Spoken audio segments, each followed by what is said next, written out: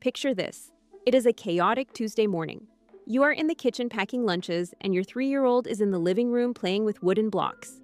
You call out from the kitchen, "Okay, buddy, time to put your shoes on." Silence. He keeps building.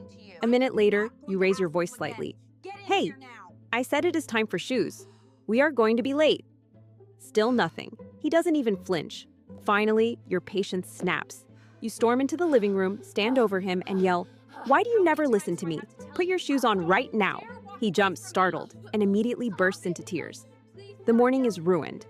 When you have to repeat yourself 5 times and only get a reaction when you finally yell, it is incredibly easy to believe your child is just being stubborn. You think they are willfully ignoring you, testing your boundaries, or being disrespectful. But neuroscience reveals a completely different, almost unbelievable reality. Your child isn't willfully ignoring you. Their developing brain is physically filtering out your voice.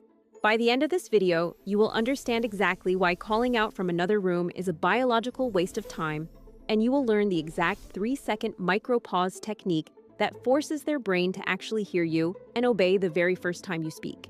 But before we fix the communication breakdown, take a deep, grounding breath. If you end up yelling at your kids every morning just to get them out the door, let go of the guilt right now. Being ignored by your own child is one of the most exhausting, triggering experiences in parenting. It makes you feel invisible, disrespected, and completely powerless. You start to question your authority.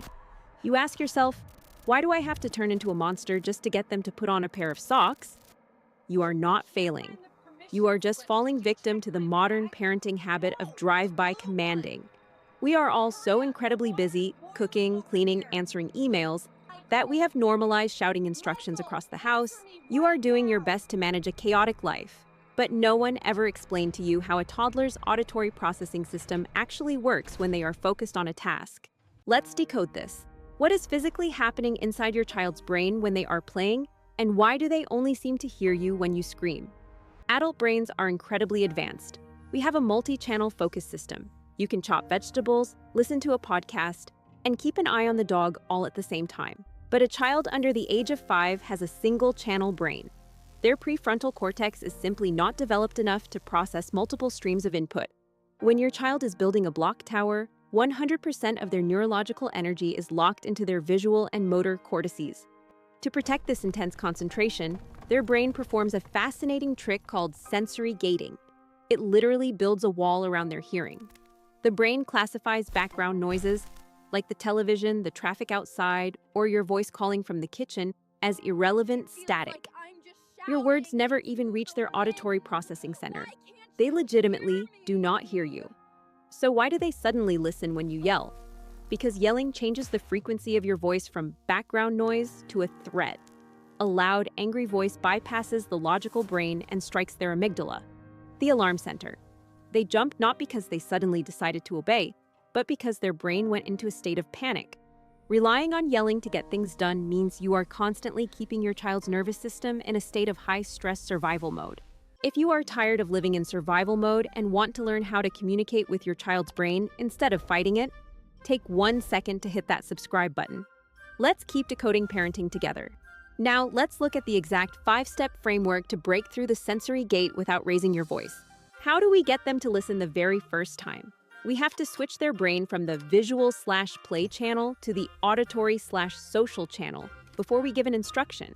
Child psychologists call this connection before direction. Here's your step-by-step playbook to master the micro-pause. Step 1, close the gap. The era of yelling commands from the kitchen is officially over. If you want their brain to process your words, you must physically enter their space. Walk into the living room. Go to where they are playing. Do not stand over them like a giant. Drop down to their physical level, sit on the floor or kneel beside them. You are immediately changing the environment from authoritative to collaborative. Step 2, the somatic bridge. This is the magic step. Before you say a single word about shoes or leaving the house, gently place your hand on their shoulder or their back. This is the somatic bridge. Touch is a powerful neurological interrupter. It forces their brain to temporarily pause the visual channel, the blocks, and activate the tactile channel. Step 3, the 3-second micropause. Once your hand is on their shoulder, do not speak. You must wait for exactly 3 seconds. This is the micropause. 1, 2, 3. The toddler brain processes transitions very slowly. Those 3 seconds of silent touch give their sensory gating system time to lower the wall. It gives their brain time to physically switch channels from the toys to you. Step 4. The eye contact lock.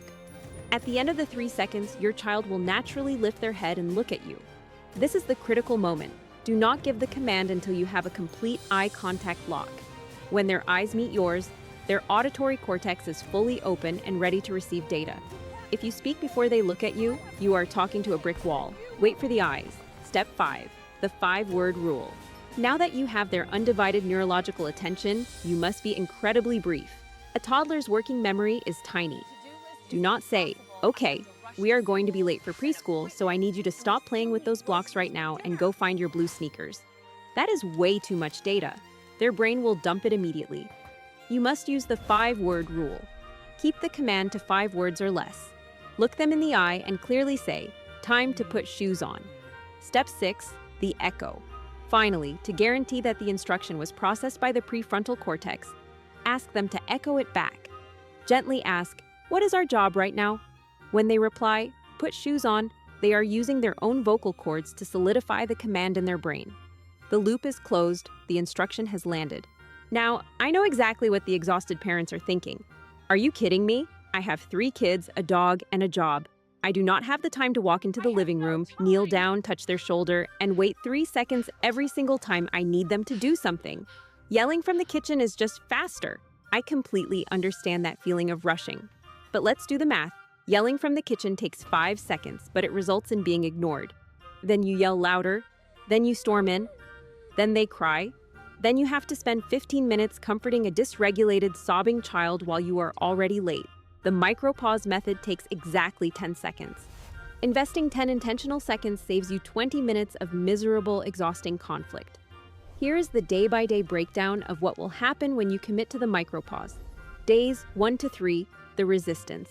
The first few times you touch their shoulder and interrupt their play, they might get annoyed. They might say, "Mom, I'm playing." Their brain is resisting the channel switch. Stay perfectly calm. Do not take it personally. Maintain the touch, wait for the eye contact, and deliver the 5-word command. Week 2. The automatic lock. By the second week, their brain will recognize the somatic bridge. The moment your hand touches their shoulder, they won't resist. They will automatically lift their head and lock eyes with you before you even speak. The neurological pathway for connection has been established. Month 1. The peaceful home. By the end of the first month, the dynamic of your entire house will change. The constant background noise of you repeating yourself and eventually shouting will vanish. When you need something done, you will naturally walk over, touch their shoulder, and whisper a command. And they will simply stand up and do it. You have replaced chronic stress with mutual respect. Biting your tongue and walking across the room takes immense self-control. It requires you to be the regulated adult when you are feeling rushed and frantic. But fast forward 15 years from now, when your child is an emotional, complex teenager, and you need to talk to them about something deeply important. Because of the respect you modeled today, you aren't going to yell at them through a closed bedroom door. You will walk in, sit on the edge of their bed, and wait for them to look up from their phone. And because you spent their entire childhood practicing connection before direction, they will actually look at you. They will listen to you. You are building the foundation of lifelong mutual respect in these tiny 3-second moments. We have all been guilty of drive-by commanding. I want you to be honest with me. What is the one phrase you repeat the most in your house? Is it brush your teeth, put your shoes on, stop hitting your brother? Confess down in the comments. Let's normalize this struggle. And speaking of chaotic moments, what if the biggest struggle in your house isn't getting them to listen, but just surviving the morning rush? If getting out the door feels like a daily battle, click the video on your screen right now to discover the brilliant Japanese morning rule that gets kids dressed, fed, and ready to go in exactly 15 minutes with 0 stress. Subscribe to Mind Makers, and let's keep building those beautiful brains together.